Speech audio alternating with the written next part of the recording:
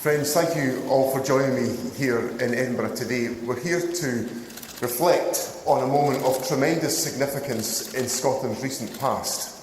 But more importantly, we're here to demonstrate our commitment to Scotland's future. 10 years ago, at this very moment, most of us can probably remember exactly what we were doing. On the 18th of September 2014, Scotland was truly buzzing. Thousands of people around the country were manning polling stations, street stalls and telephones. Hundreds of campaign groups, large and small, were making a last push for support. Journalists and broadcasters from every corner of the globe had descended on Scotland. The world was watching us, waiting to see if they were about to witness the birth of the world's newest independent country.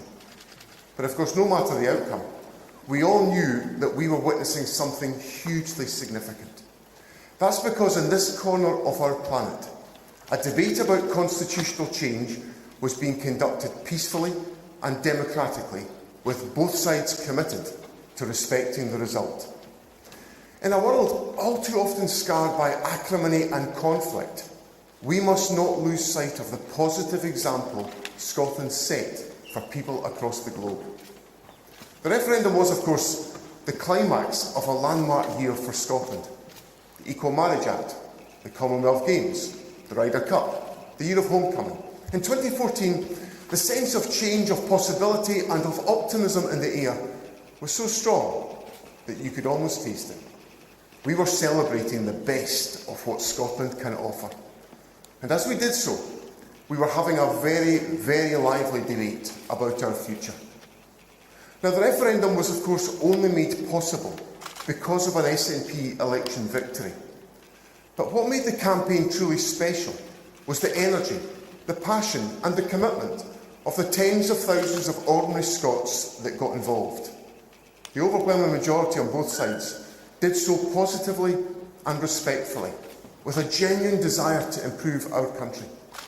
As polling day approached, you could barely walk 10 yards without spotting a window poster, or stumbling across a street stall or a campaign rally, or eavesdropping on the folk at the bus stop or in the queue at the post office, having an in-depth philosophical discussion about economic or defence policy. There were poems, there were stories, there were songs, there were short films, there were long conversations.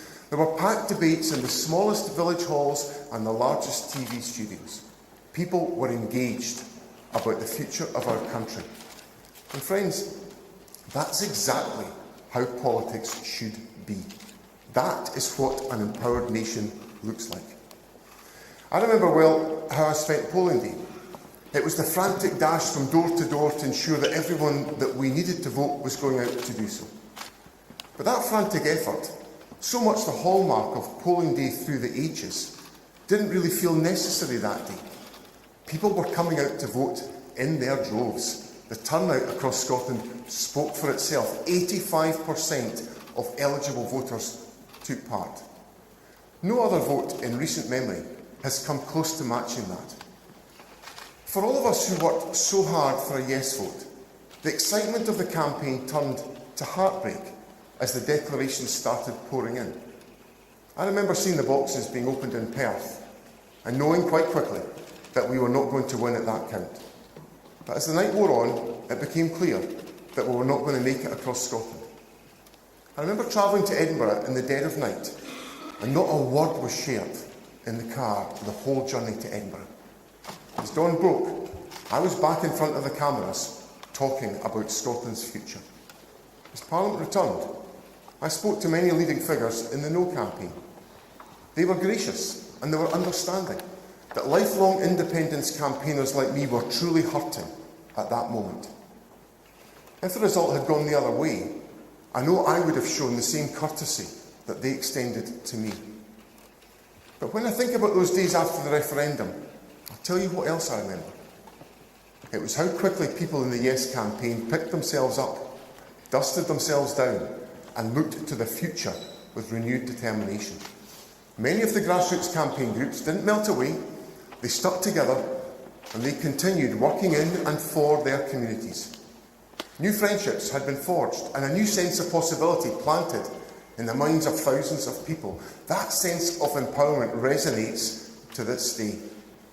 And that's why, even though I was devastated by the result, I'm in no doubt that Scotland's independence referendum has left an overwhelmingly positive legacy on our country, and we, the Scottish National Party, should be incredibly proud that together we made that happen.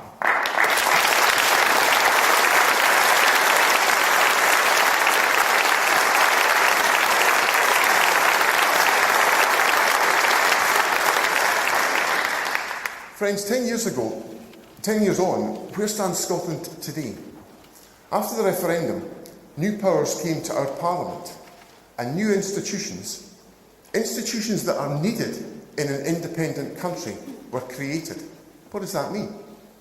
It means a Scottish child payment helping to keep 100,000 children in Scotland out of poverty. It means a social security system with fairness and compassion at its heart, a world away from the DWP's often shameful assessment processes. It means a more progressive income tax system, unlocking £1.5 billion of extra investment in public services like our National Health Service. It means a Scottish National Investment Bank unlocking Scotland's net zero future. ScotRail taken into public hands. 16 and 17-year-olds now have the right to vote in Scottish elections. These are all the positive legacies of Scotland's independence referendum.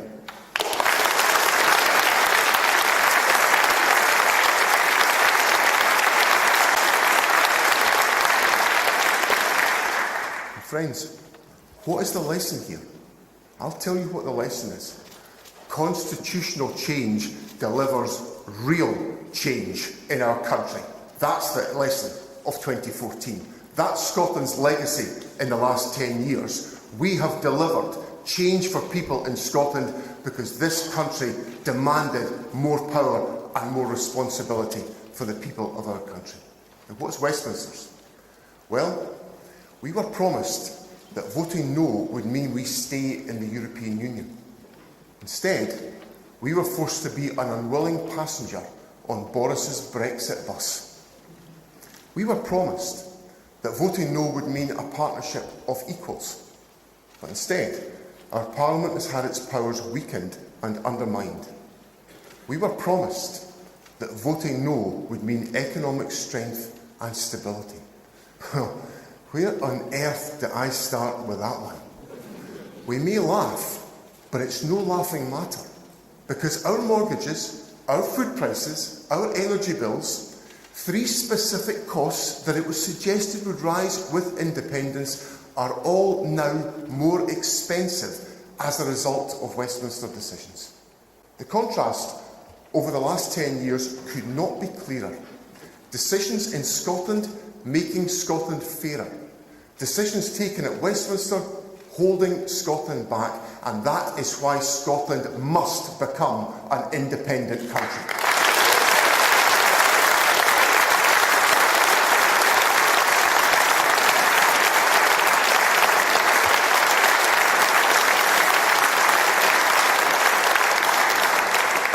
But friends, much as we were all invigorated by the 2014 campaign, we cannot live in the past.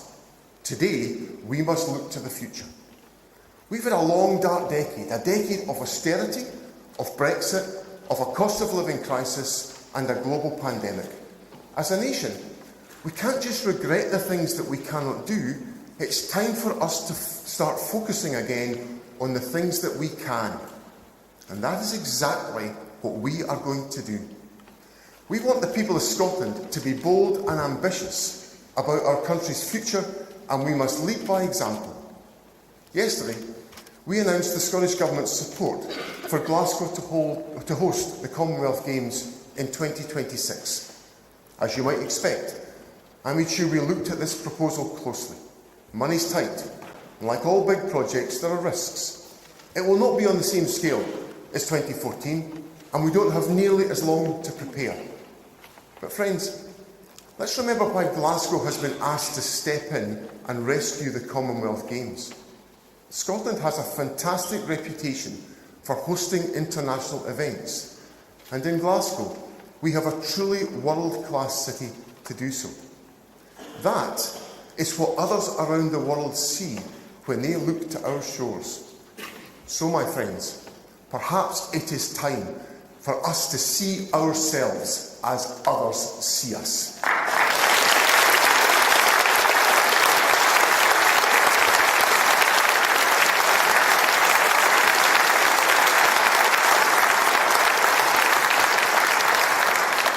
Friends, as we look towards 2026 and beyond, let us set our sights on the progressive, compassionate and ambitious country that we all want to see.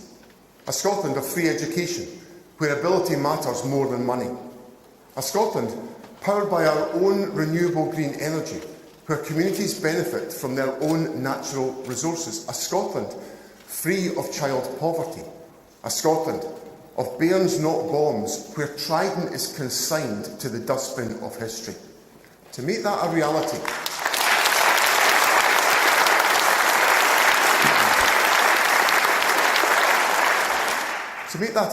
we will build on the game-changing investments like the Scottish Child Payment that we are delivering right now. And we'll make the case for all welfare decisions to be made here in Scotland. And make no mistake, we will use those powers. If Keir Starmer and Labour won't abolish the two-child cap, give us the powers and the SNP will.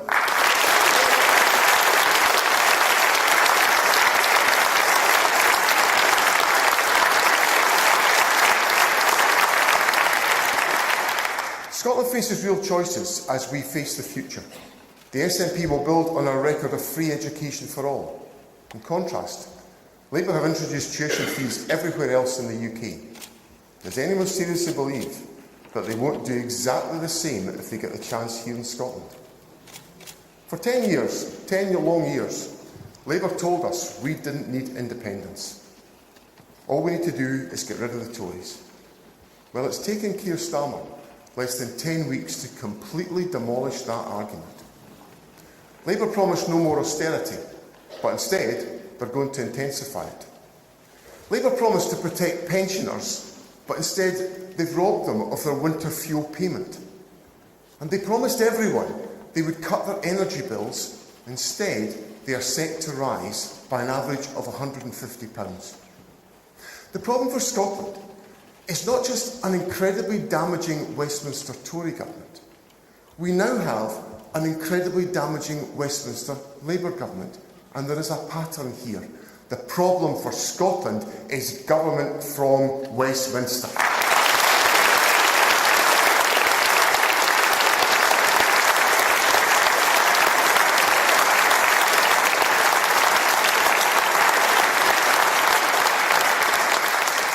The SNP's job is to get on with setting out the better alternative. People in Scotland want to be empowered and inspired, and it is up to us to do that. During 2014, the yes vote soared because people were out there talking to each other about what our future could look like. Today, in 2024, we must reawaken that sense of hope, of optimism and of possibility that was so prevalent 10 years ago. It is time for us to talk to each other again. And when I say each other, I mean to talk to everyone in Scotland. We have a duty to lift heads and to look towards the horizon and a better Scotland. All around us, there are independent countries just like Scotland who are more successful than the UK. Ireland, talking about extending their winter fuel payment, not cutting it. Iceland, one of the lowest poverty rates in the developed world. Norway, providing parents with far more generous parental leave than in the UK. I could go on and on.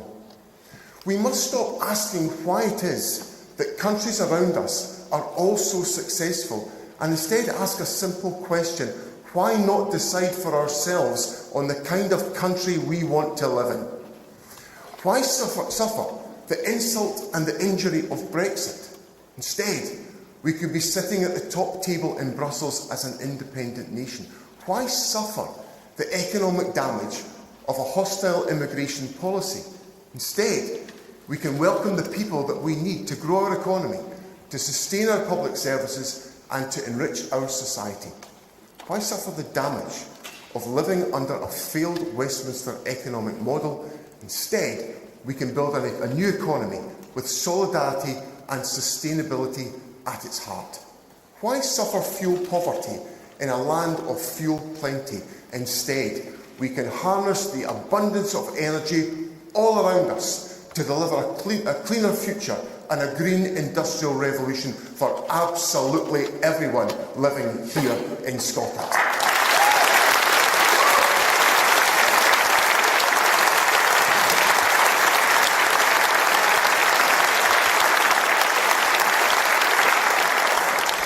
When you think about each of these decisions, you're left in no doubt that we here in Scotland could be taking better decisions than Westminster. Our job is to make independence relevant to the everyday concerns of every citizen in Scotland. That the powers of independence can help us grow our economy in a way that works for everyone, to make our public services the best they can be, and give the next generation the best possible start in life. That is the future I want for our country.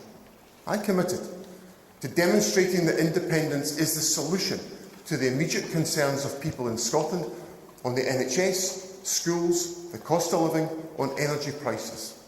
That's the way SNP campaigning will persuade more people in Scotland of the merits of independence. That is how we will win Scotland's independence. Friends, when we leave here today, let us do so remembering what brought us all together in the first place. It was that sense of empowerment and excitement about our future. On September the 18th, 2014, we glimpsed what it was like to hold our destiny in our hands. Countries that are independent have that opportunity every single day. Every single day is a day of possibility. So 10 years on from the referendum, let us today make a promise to ourselves. If I may, let us make a vow. A vow that whatever else happens, we will face the future together with hope and with optimism. Let us talk ourselves up and never allow ourselves to be talked down. Let us pass on that sense of hope to our fellow Scots through the hands of solidarity and friendship. Let us inspire them with a vision of what is possible. Let us build up the confidence and the belief of our nation, and let us invite them to join us on the journey to a better future, a future which is ours to decide, and a success for Scotland which is ours to share. Thank you very much.